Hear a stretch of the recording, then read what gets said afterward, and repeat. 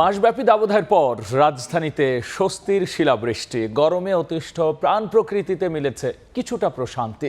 গ্রীষ্মের খরতাপ তীব্র দাবদাহ শেষে অবশেষে রাজধানীতে নামল বৃষ্টি। রোববার সন্ধ্যা থেকেই আকাশ ছিল মেঘের ঘনঘটায় ভরা। রাত 10টার দিকে নামে ঝুম বৃষ্টি, সেই সঙ্গে ঝোড়ো হাওয়া, বজ্রপাত আর শিলা। শীতল বৃষ্টিতে ভিজল পুরো শহর।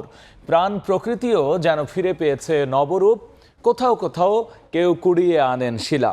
এমন বৃষ্টিতে উচ্ছ্বাস ছড়িয়ে পড়ে নগরবাসীর মাঝেও। তাদের প্রত্যাশা, খরতাপের যন্ত্রণা থেকে এবার বুঝি মিলবে মুক্তি।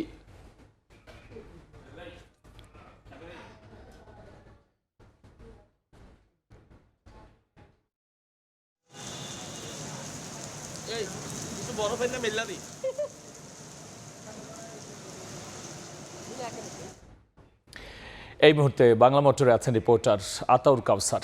এ বিষয়ে সবশেষ জানতে যাচ্ছি তার কাছে। কাউসার,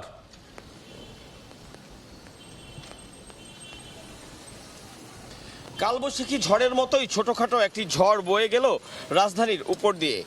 রাত 10টার কিছু পর আমরা শুনতে পাই যে রাজধানীর বিভিন্ন এলাকায় বৃষ্টি শুরু হয়েছে এবং একই সাথে আকাশ ডাকা অর্থাৎ মেঘ গর্জনের যে শব্দ, সে শব্দটিও আমাদের কানে আসছিল। যদিও তখনও বাংলা মোটর এলাকায় বৃষ্টি শুরু হয়নি, কিন্তু তখন ঝড়ো বাতাস ছিল। আর সারাদিনের তাপ প্রবাহের যে বিপর্যস্ততা, অর্থাৎ মানুষ তাপ প্রবাহের কারণে যে বিপর্যস্ত হয়ে পড়েছিলেন, সেই হিমেল বাতাসের কারণে অনেকেরই মনে বা শরীরে সেই স্বস্তি সেই হিমেল বাতাসটি এনে দিয়েছিল। এবং আমরা দেখেছি মানুষ দ্রুত তাদের গন্তব্যে ফেরার উদ্দেশ্যে তারা তাড়াহুড়ো করছিলেন যে ঝড়টি শুরু হওয়ার আগে বা বৃষ্টি শুরু হওয়ার আগেই যেন তারা তাদের কাঙ্ক্ষিত গন্তব্যে পৌঁছাতে পারেন। 10:30টার কাছাকাছি সময়ে প্রচণ্ড বৃষ্টি শুরু হয়েছিল এবং সেই সাথে কিন্তু শিলাও পড়েছিল, অর্থাৎ শিলাবৃষ্টি হয়েছিল। আপনারা দেখতে পাচ্ছেন রাস্তার কিছু কিছু জায়গায় কিছু পানিও জমে গেছে। এ থেকে কিন্তু বোঝা যায় যে অল্প সময় বৃষ্টি হলেও কি পরিমাণ বৃষ্টি হয়েছে। আবহাওয়া অধিদপ্তরের থেকে তাদের সাথে যোগাযোগ করা গেলে হয়তো জানা যাবে যে মিলিমিটার বৃষ্টি হয়েছে রাজধানী ঢাকায় এই রাত 10টার পর থেকে এখন পর্যন্ত। তা আমরা বিভিন্ন জায়গা থেকে আমাদের সহকর্মীদের পাঠানো যে সকল ভিডিও আমরা দেখেছি যে প্রচুর বৃষ্টি সে সকল এলাকায় হচ্ছিল। প্রথমে মিরপুরের থেকে আমরা খবর পাই যে প্রচণ্ড বৃষ্টি হচ্ছে সেখানে, পরবর্তীতে পুরান ঢাকা এবং সর্বশেষ বাংলা মোটরের এলাকাতেও প্রচণ্ড বৃষ্টি আমরা দেখতে পাই।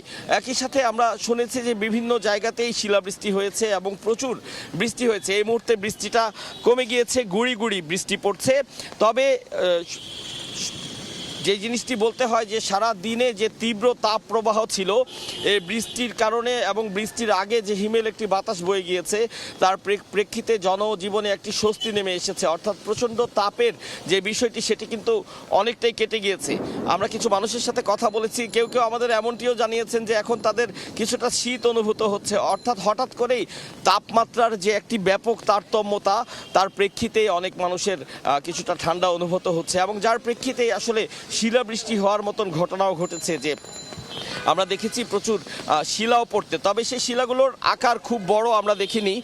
ছোটোখাটো তসবিতে যে ধরনের দানা ব্যবহার হয় তার চেয়ে কিছুটা বড় সাইজের শিলা পড়েছে এবং টানা প্রায় 10 মিনিটের মতন শিলাবৃষ্টি হয়েছে। সে সময় আমরা দেখেছি রাস্তায় যে সকল গাড়িগুলো পার্কিং করা ছিল, তারা দ্রুত কোনো শেডের নিচে যাওয়ার চিন্তা করছিলেন, কারণ উপর থেকে শিলা পড়ে তাদের উইন্ডশিল্ড বা অন্যান্য কিছু ক্ষতিগ্রস্ত হতে পারে, যার কারণে তারা দ্রুত কোনো একটি শেডের নিচে যাওয়ার চেষ্টা করছিলেন। তো এই মুহূর্তে বৃষ্টিটা অনেকটাই কম, গুড়ি গুড়ি বৃষ্টি হচ্ছে।